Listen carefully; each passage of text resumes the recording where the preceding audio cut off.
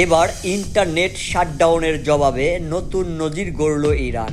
বিশ্বের প্রথম দেশ হিসেবে কার্যত স্যাটেলাইট ইলন মাস্কের তৈরিকৃত ইন্টারনেট সেবার স্টারলিংক।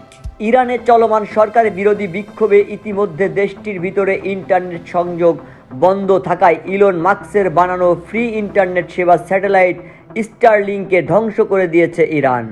ইরানে ইন্টারনেট বন্ধ থাকায় Elon Musk free internet satellite ইরানে পাঠিয়েছে এবং প্রাথমিক দিকে এই স্যাটেলাইট ফ্রি সেবা দিতে পারলেও পরবর্তীতে ইরান তাকে প্রতিহত করে।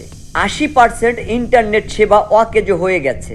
সংবাদ মাধ্যম জানায় গত জুনের 12 দিনের যুদ্ধের সময় থেকে জিপিএস সিগন্যাল হত করে আসছে ইরান। এর ফলে কিছু এলাকায় সংযোগ থাকলেও অনেক গুরুত্বপূর্ণ এলাকায় সম্পূর্ণ ইন্টারনেট ব্ল্যাক আউট হয়ে আছে।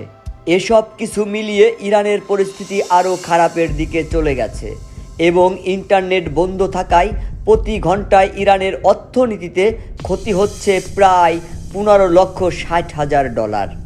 শফিক সাগর, বিবিসি বাংলা টিভি।